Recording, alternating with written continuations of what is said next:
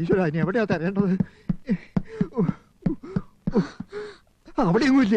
അവൾ എപ്പോഴും ഒളിച്ചിരിക്കാറുള്ള മുറിയിലും ഇല്ല. ഇനി കിണറ്റിലേ നോക്കാനുള്ളൂ. അതിലേക്ക് നോക്കാൻ എനിക്ക് പേടിയാ.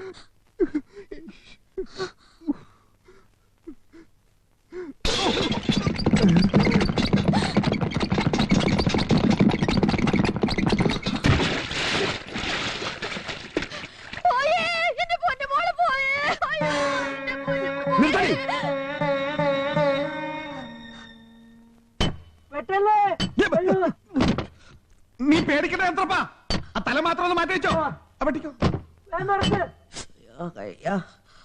ചന്ദ്രപ്പാ നീ പേടിക്കണ്ട, ഞാൻ പുറത്തുണ്ട്. അരി വെട്ടിയാ സൂക്ഷിച്ചു വെട്ട്. വെട്ടിയാ കൊള്ളില്ല. അവന്റെ തലക്കിട്ട് അങ്ങനെ കൊണ്ട് തല താഴ്ത്തി പിടിക്കാൻ പറഞ്ഞിട്ടുണ്ട്. ഉണ്ടല്ലേ? പൂട്ട് പൊളിഞ്ഞു, പൂട്ട് പൊളിഞ്ഞു, പൂട്ട് പൊളിഞ്ഞു. ആ തലയുണ്ട്. കിടന്നുറങ്ങണ ഇങ്ങോട്ട് ഇറങ്ങടാ.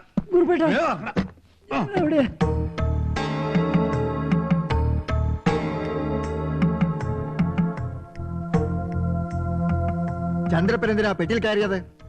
കയറിയതല്ല, ഇതാരോ അവനെ പാഴ്സലാക്കിയതാ. ഒത്തിരി അധ്വാനിച്ച് ഞാൻ വാരിക്കൂട്ടിയ ഉരുപ്പടികളും ആരോ പൊക്കി. നീ എന്തിനാ ആ പെട്ടി കിടക്കുന്നത്? വേറെ പെട്ടിയൊന്നും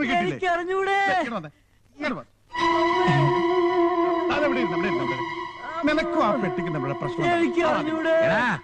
കൊണ്ടുപോയി കുളത്തിലിട്ട് എണ്ണ തേച്ചൊന്ന് ചവിട്ടി ഉഴി. ഇന്നത്തെ കാര്യം പിന്നെ.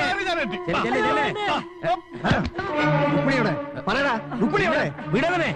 സത്യം പറഞ്ഞില്ല, എല്ലാവരുടെയും തിരിയിടും ഞാൻ. ഇതെന്റെ രുക്മിണിയുടെ ധാവണിയാ. ഇതെങ്ങനെ ഇവിടെ എത്തി? ഇവൻ എന്റെ കുട്ടി എന്താ ചെയ്തേ?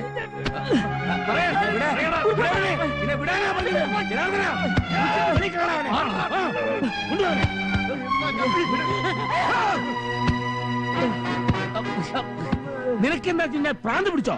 അതെ, എനിക്ക് ഭ്രാന്താ. രുക്മിണിയെ കാണാനില്ല. രാവിലെ മുതൽ ഞാൻ തിരയാ. ഇവിടുന്ന് അവളുടെ ധാവണി. പറയടാ, ഈ ധാവണി ഇട്ടോണ്ട് നീ കെട്ടാൻ പോകുന്ന ഇന്നലെ ഇവിടെ വന്നിരുന്നോ? അയ്യോ ഇല്ലേ. ഏട്ടനെന്താ തലക്ക് ഭ്രാന്ത് പിടിച്ചോ? തുലാം 16 അവൾ ഏതായാലും വരൂലേ? പിന്നെ എന്തിനാ ധാവണി കൊടുത്ത് നേരത്തെ വരുന്നത്? ഒരു ധാവണി ഞാൻ ആദ്യമായിട്ടാ ഇത്ര അടുത്ത് കാണുന്നത്. ഇതാണ് ധാവണി.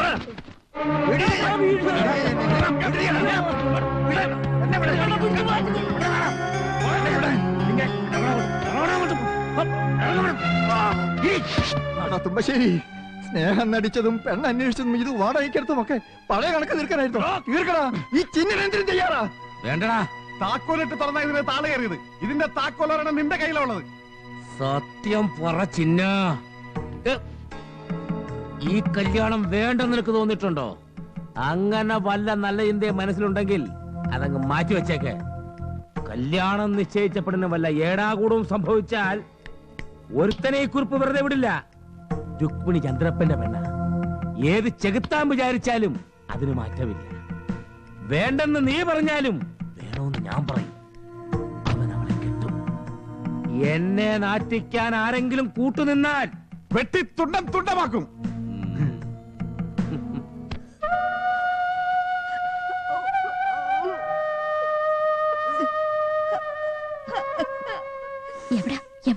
എവിടെ അവള് തൂങ്ങിയത്? എന്റെ അമ്മയുടെ നെഞ്ചത്ത്. ശവറക്കാൻ പോലീസ് വരും. ദേ ഇവിടെ പോണോ? എന്റെ കുട്ടി കൈപിടിഞ്ഞു പോയോ എന്റെ കൃഷ്ണ.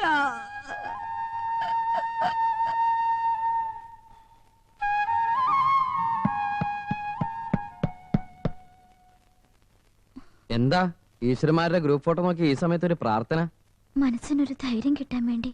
ധൈര്യം കിട്ടാൻ നല്ലൊരു ചായ കുടിച്ചാ പോരെ? രുക്മിണി പറഞ്ഞ ചെറിയമ്മ ചായ തരില്ലേ? രുക്മിണിയല്ല, ചിന്നമ്മണി. നമ്മൾ ഇന്നലെ പത്തായപ്പുരയിലിട്ട ധാവണി തുമ്പശ്ശേരി കുറുപ്പിനല്ല, ചിന്നക്കുറുപ്പിനെ കിട്ടിയത്. മരിച്ചു എന്ന് അവർ ഉറപ്പാക്കി മട്ടില്ല കാര്യങ്ങള്. മരിച്ചിട്ടില്ലാന്നും ജീവനോട് ഇവിടെ ഉണ്ടെന്നും ഞാൻ ആളെ വിട്ട് പറഞ്ഞേക്കട്ടെ. ഈ തൂങ്ങുന്ന സ്വഭാവമുള്ള ആളുകള് പിന്നെയും പിന്നെയും തൂങ്ങുന്നു കേട്ടിട്ടുണ്ട്. ചിലര് അതിനു മുമ്പ് പ്രാർത്ഥിക്കും അത്രേ. അങ്ങനെയുള്ള ഉദ്ദേശമൊന്നും ഇല്ല ഇപ്പൊ കണ്ട പ്രാർത്ഥനയ്ക്ക്. അല്ല, തൂങ്ങി മരിച്ച ഒരാളെ ദഹിപ്പിക്കാൻ സാധാരണ എത്ര സമയം എടുക്കും? അതിപ്പോ തൂങ്ങാതെ മരിച്ച ഒരാളെ ദഹിപ്പിക്കാൻ എത്ര സമയം എടുക്കും? അത്ര സമയം എടുക്കും. തൂങ്ങിയതുകൊണ്ട് തൂങ്ങുന്ന മനുഷ്യന് ഒരു വലിയ ആനയെന്നായി മാറില്ലല്ലോ. എന്താ ഇപ്പൊ ഇങ്ങനെ ചോദിക്കാൻ? സത്യം പറഞ്ഞാൽ താൻ തൂങ്ങാതെ രക്ഷപ്പെട്ട നന്നായി. പോസ്റ്റ്മോർട്ടം കഴിഞ്ഞ് വിളക്കും കത്തിച്ച് ചാവടിയിലെ പൂമുഖത്തെ കിടത്തിയ ഒരൊറ്റ മനുഷ്യൻ പോലും കരയാണ്ടാവില്ലെന്ന് ഈ 5-6 മണിക്കൂർ നേരത്തെ അന്വേഷണം കൊണ്ട് എനിക്ക് വ്യക്തമായി. ആകെ ഒരു മുത്തശ്ശി കാണും. അതൊന്നും നന്നായിട്ട് കരഞ്ഞാ അതിന്റെയും കാറ്റ് പോവും.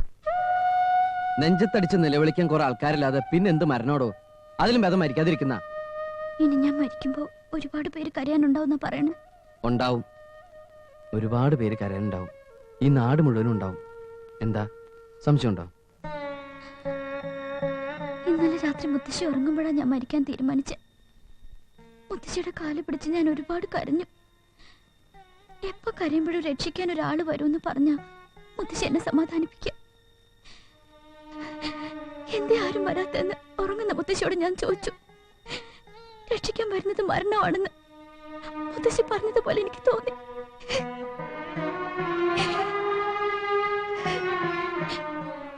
മുത്തശ്ശിയുടെ പ്രാർത്ഥന പോലെ ആരോ വന്ന് കയറുന്ന ഞാനും കരുതിയുള്ളൂ.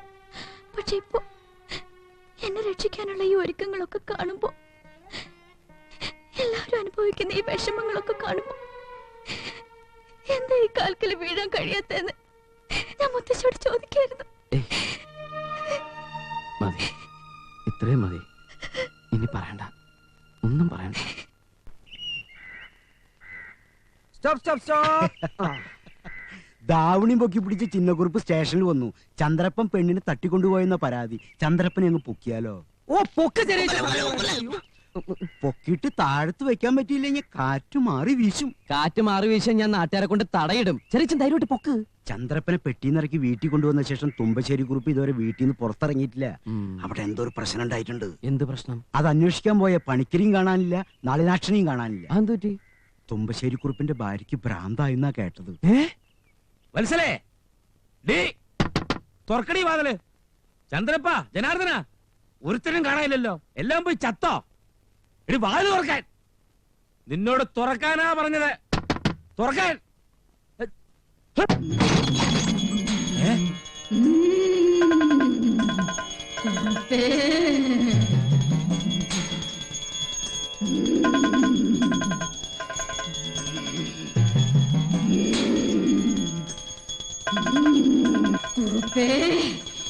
എന്തടാ കുറുപ്പേ, നിനക്ക് എന്താ അടി പറ്റിയത്?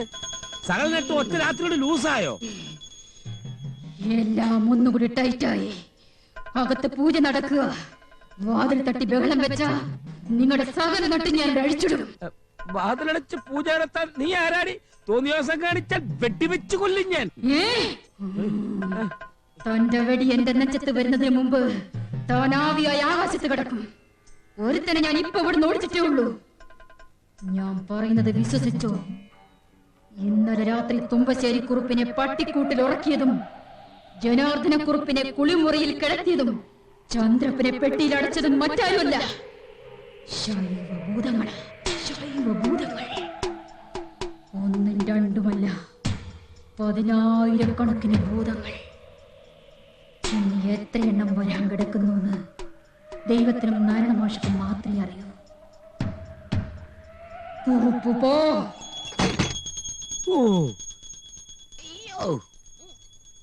ദൈവമേ, അവള് ഫ്യൂസായി. അയ്യോ അയ്യോ.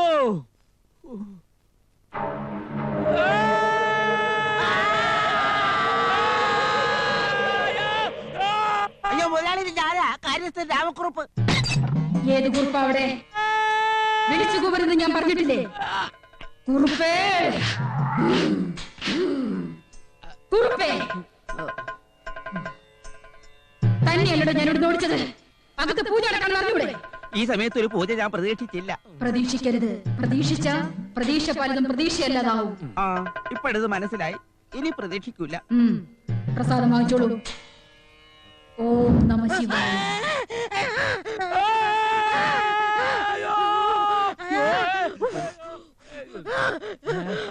അയ്യോ മുതലാളി, ഇത് കണ്ടോ?